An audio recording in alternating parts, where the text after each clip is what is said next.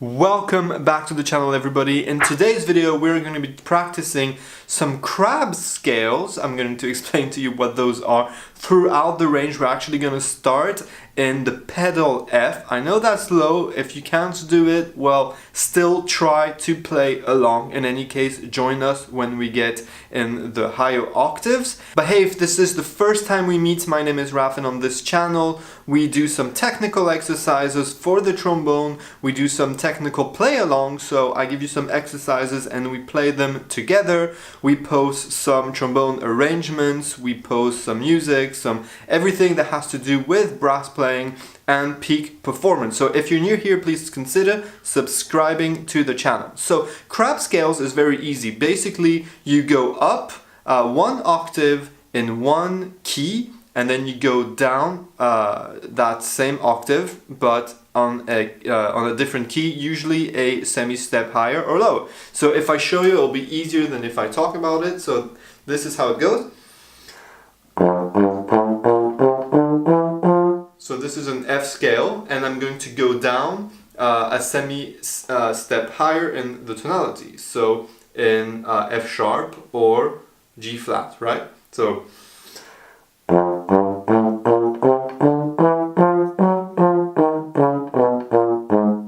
and I continue on G, and then A flat,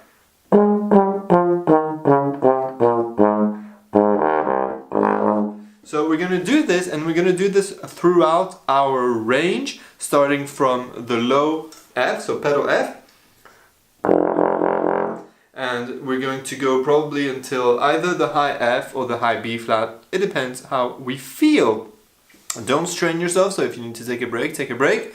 I'm still not completely in shape, so I still need to take a little bit more breaks, and my sound is not perfect, and my attacks also, but across time, when I listen to some of the previous videos, I think I'm on the right track to getting back to my own standards. So, you know, give yourself a break if you're not there and you're playing where you want to be. It takes time, it takes practice, but most of all, it takes patience. I'm gonna turn on the metronome, 66 beats per minute. I don't know why 66. 60 was a bit slow and 72 was a bit fast. I can put it at 60 if this is the first time you play this exercise, and it's going to be a brain exercise also. I'm going to talk after the exercise. So this, and we're going to play half notes, 8 notes, sorry. So like this, okay? Starting an octave lower, of course. I'm going to give you 4 beats to breathe. I'm going to give you 1, 2, and then 3 and 4 we breathe together, and then we start. Ready? 1, 2, breathe.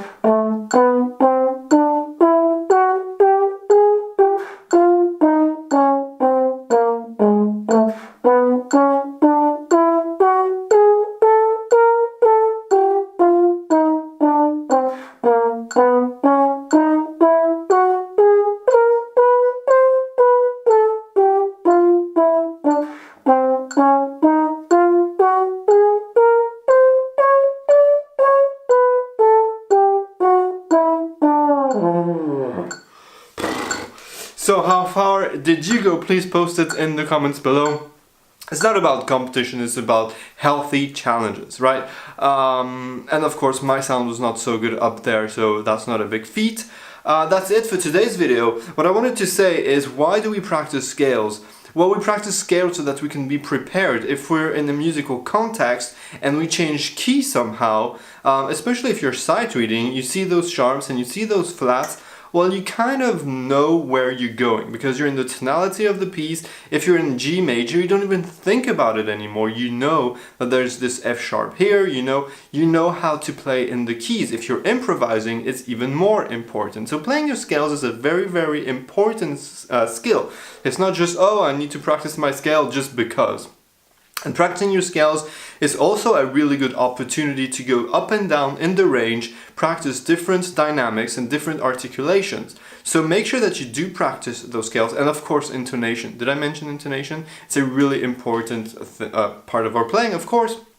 And practicing scales is very important. The intonation does change on certain notes, depending on what key you're playing it in. So if it's a third or if it's a fifth, you will have to higher it or lower the note so that it's a really nice third or a really nice fifth, because we play tempered instruments, right? So it's not perfectly in tune on every note depending on the key that you're in. So intonation is really relevant. It's really not relevant. The word that I want to find is not that word.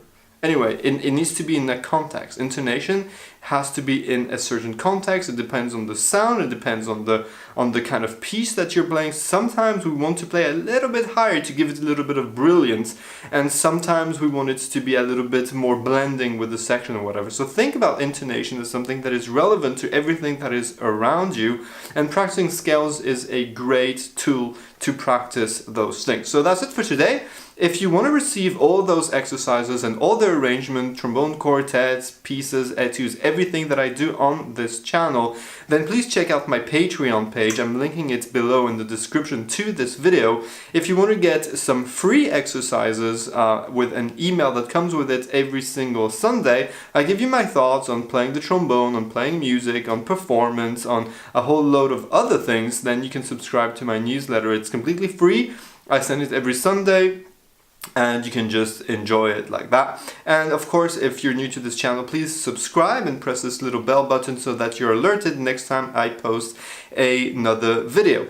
So yeah, that's it for today. Have a great week, have a great day, and I'll talk to you soon. Ciao.